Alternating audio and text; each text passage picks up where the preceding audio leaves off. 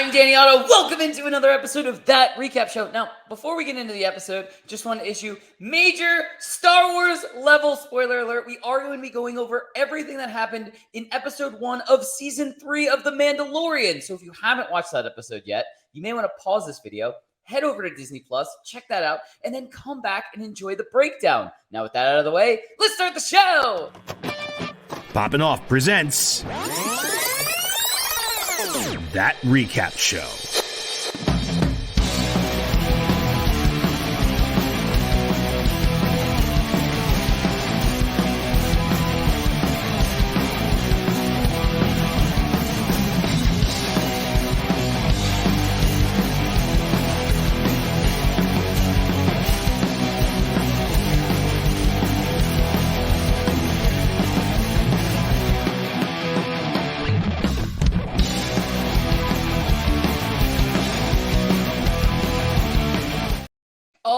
Joining with me to break down everything from episode 1 of season 3 of The Mandalorian, it's Jon Jon Rico. Hello, this is the way, and all that. This is the way. Yes. You call him Grogu. Yes, damn right you do. There are so many fun little moments in this episode. I mean, we've been going back and forth since we both watched it and stuff like that. But it was awesome to kind of just immediately be back in that kind of world and everything. Yeah. But like the little jokes are always my favorite little parts that just little chuckle. Just like every once in a while. But yeah, I mean, just getting right into it. I mean, I thought it was a very awesome first episode of the new season. I have to point this out because I mean, when you are introduced at the very start of the episode, you almost think that this is a flashback, and we're gonna see a young Mando, and we're gonna see like him getting his first helmet and all this stuff, and it's unfolding.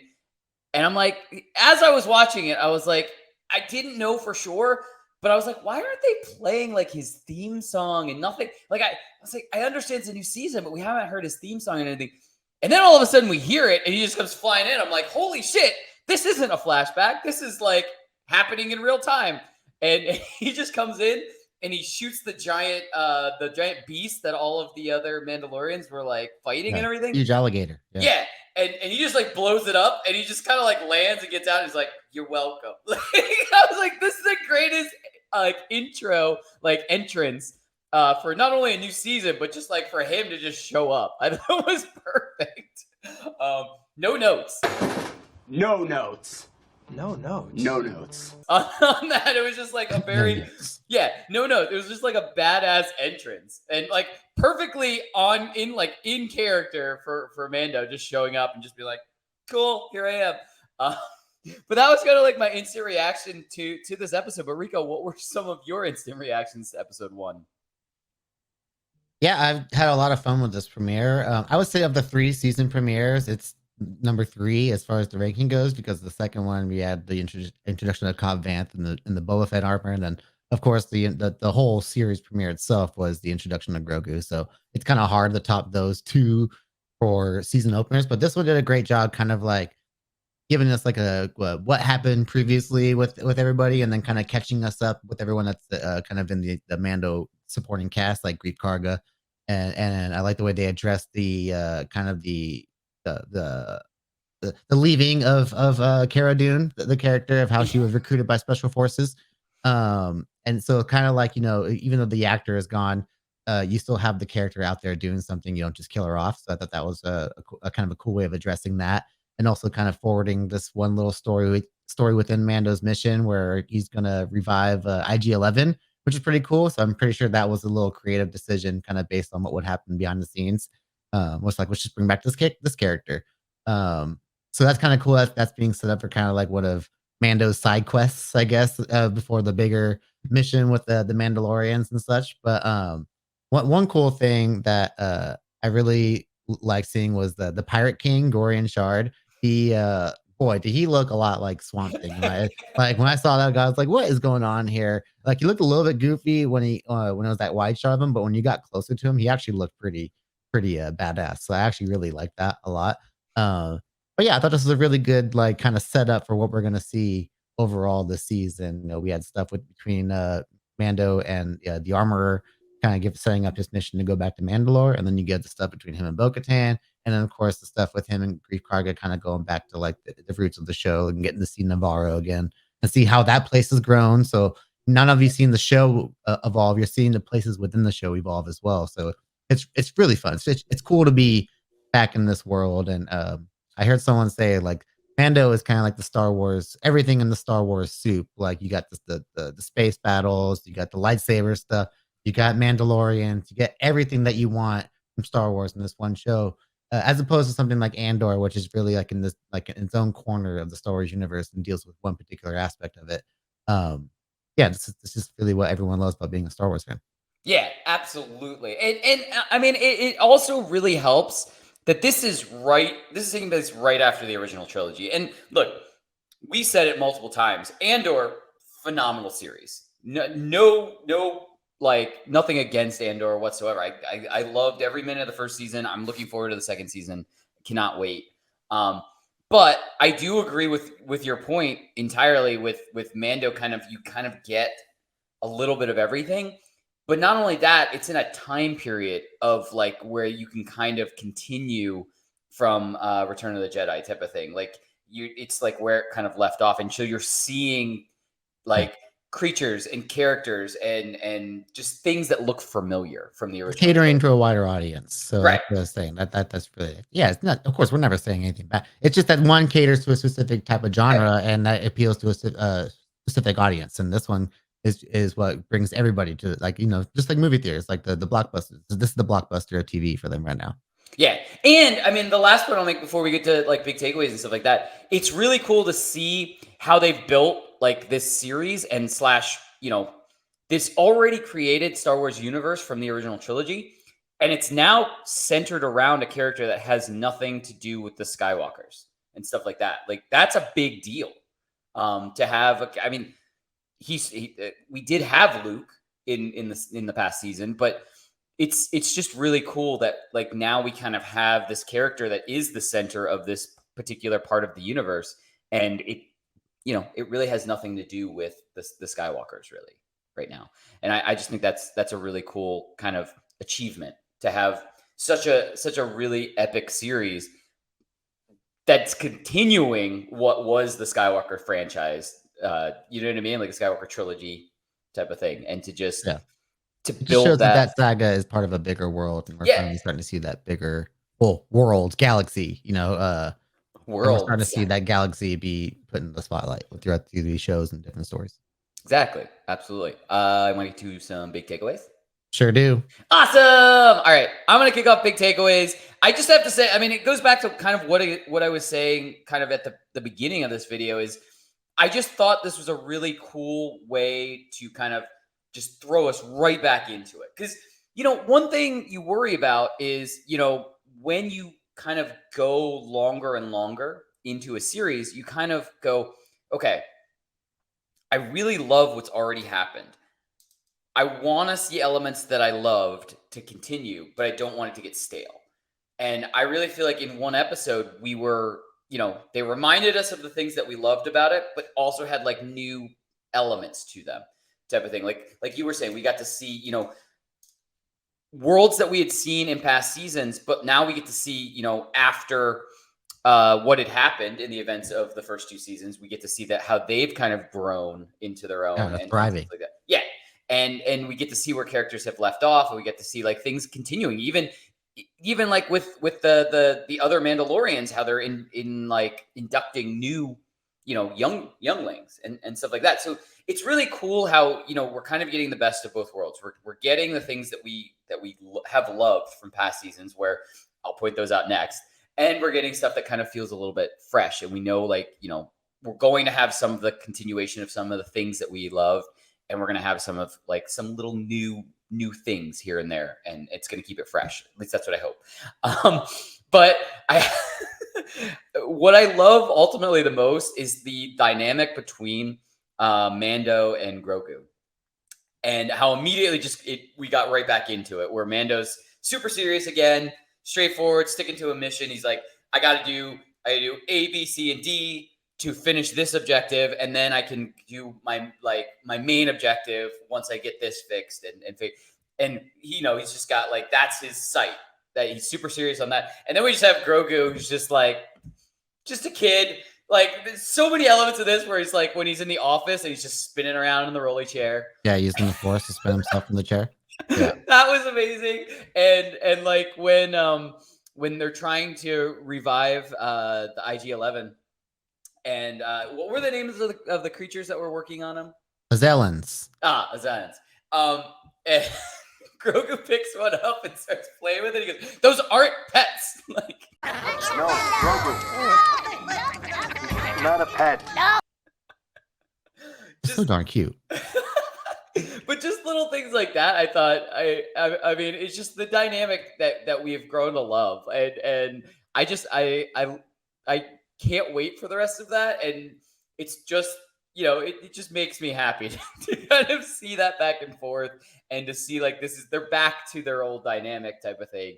And I mean, I think we're gonna see kind of more in the season where Grogu, has already kind of started he has trained in the past with Luke, so a little bit more force sensitive. So I do think we're going to see Grogu kind of come more into his own with some of his powers and stuff like that, knowing how to use them a little bit better.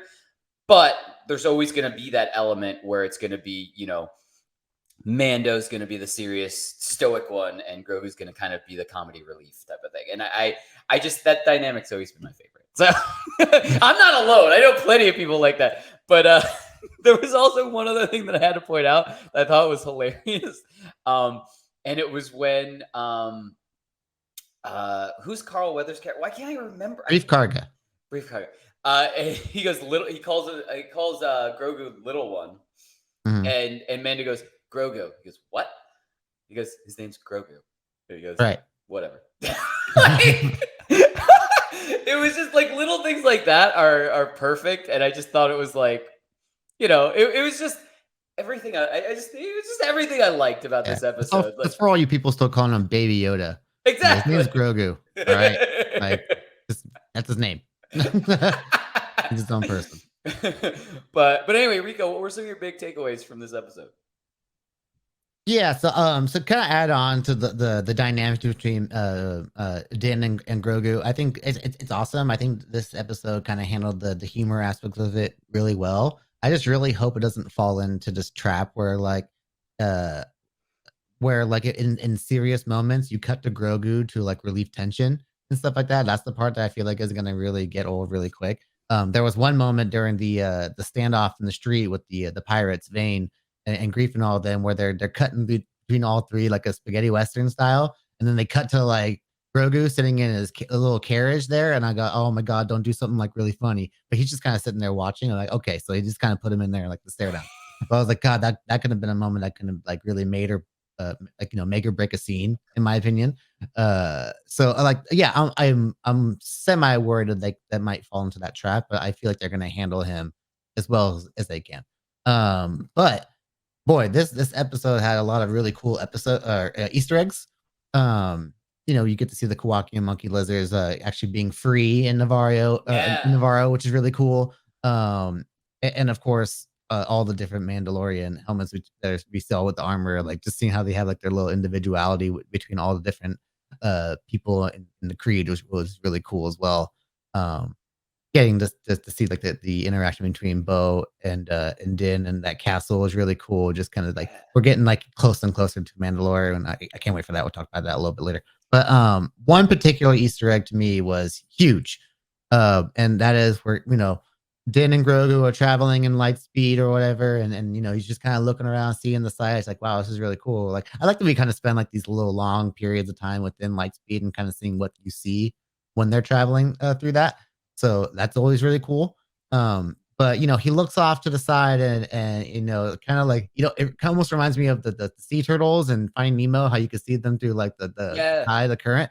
But you see the Purrgil, which are the this famous space whales from Star Wars Rebels that play a huge role in the finale of the show, in which they take both the main character Ezra and the main villain Thrawn, who we've already had name dropped in past episodes.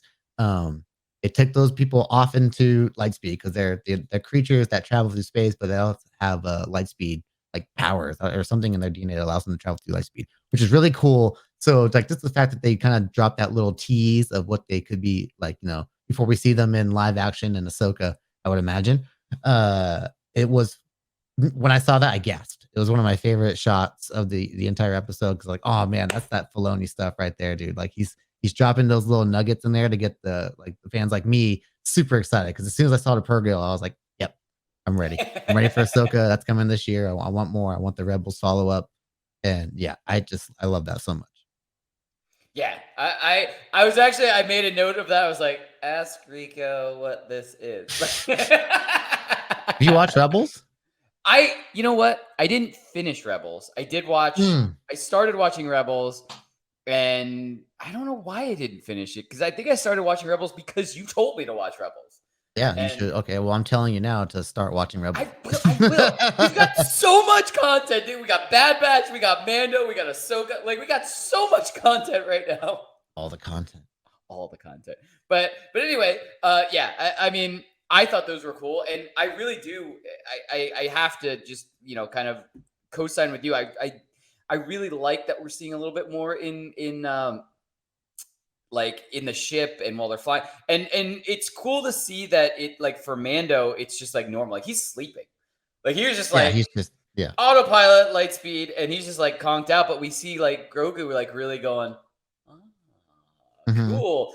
And then like after he's kind of had his fill of that, then he goes to sleep also. But yeah, I think that was a really cool like set of shots there.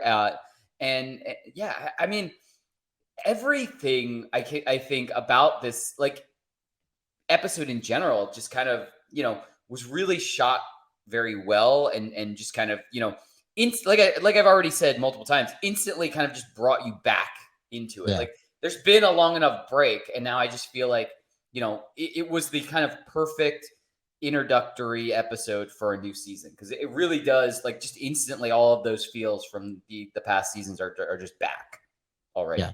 I gotta say that the shot of them in Lightspeed is also probably a testament to them using the volume shooting stuff that people have been using a lot of, especially in Mando. Mando kind of popularized it a little bit, but yeah, I think that's what you really benefit from stuff like that because you really feel like you're in it.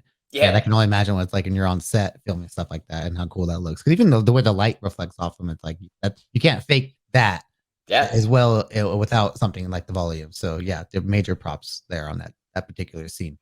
Very cool. You want to get to some predictions? Yeah. Awesome. All right. Why don't you kick us off with predictions? Okay. So really like the big story here is going to be Mandalore. Like it's all about the Mandalore and the Mandalorians here.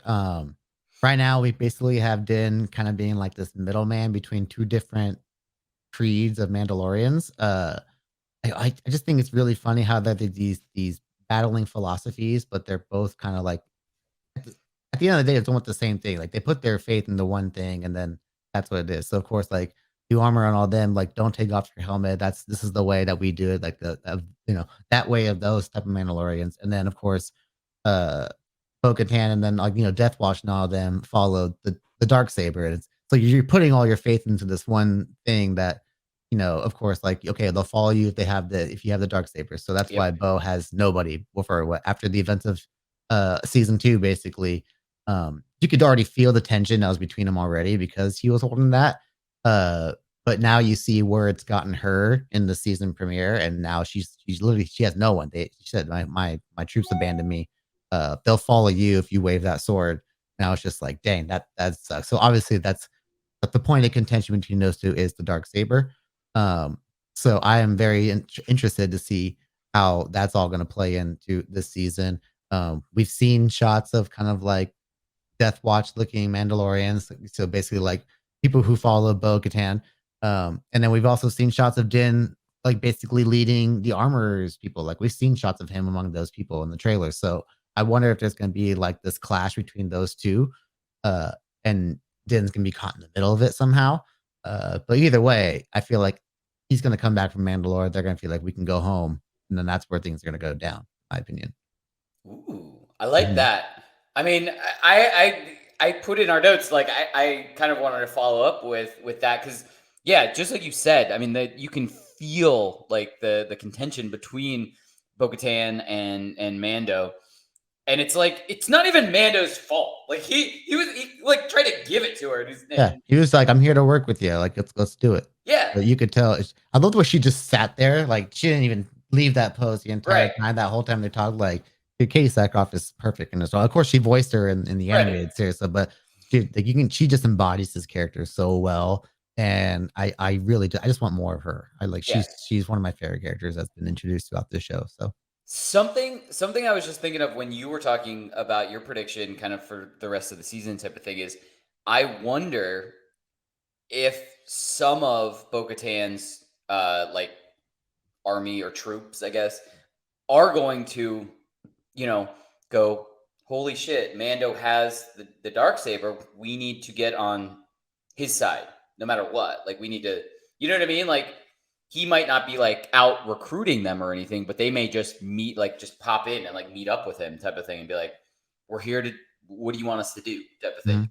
I could see something like that happening. And then, I really see Mando kind of caught between two things, just like you said, but caught only because he wants everybody to work together. It's not caught between two things because he's like playing the sides or playing the odds or anything like that. He legitimately he's caught between two ideologies, right? So Right. that's kind of the whole thing. Like it's abandoning his old one and then kind of embracing this new, but also kind of just breaking free of both. Probably, I would imagine. That's what I'm kind of hoping for by the end of this season, because I really thought, like after the events of season 2, that he had kind of already gotten to that place, like to where he was like, I honestly thought he was just going to be like, well, fuck it, and like you know what I mean, like I guess I'm not a Mandalorian anymore. Like I really thought committed to this like redemption arc, right? Yeah, which is odd, but I always known since he was a boy too. That's the whole parallel of that little boy in the opening. I would feel like is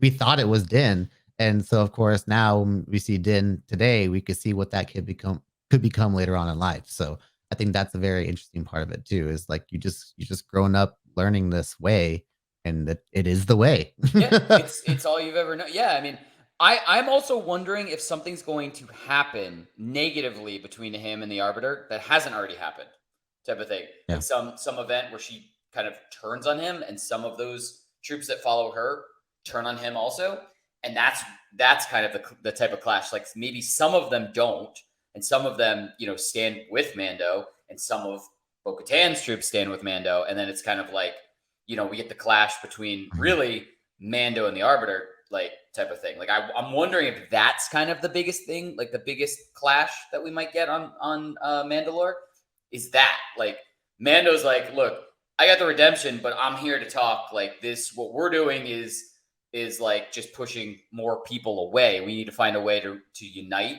all of the Mandalorian people, not just like, hey, we're this tribe, hey, we're this tribe, like maybe his new thing is like, I got redemption so that you guys will listen to me again. Right. But this is we should not be doing this. We should all be uniting to have a real culture again. We need a new way. Right. Exactly. Yeah. This is the new way. Like we need something like that. But I'm all for it. I can't wait for the rest of the season. Yeah. I'm excited. We're back. It's back, baby. It's back. But as we always say, that's what we think. Let us know in the comments below. What did you think of episode 1 of the new season of The Mandalorian? And what do you think is going to happen next? Are we going to have Mando leading troops with the Darksaber? Are we going to have Mando getting redeemed and kind of joining on with the tribe he's always known? Anything can happen. And what's up with Grogu? What do we got? And are we going to get IG-11 back, or is it going to be like a completely different robot moving forward? And as always, don't forget, like, subscribe, turn on notifications to hear about all of our audio and video podcast updates. Bye, everybody! Poppin' Off presents That Recap Show.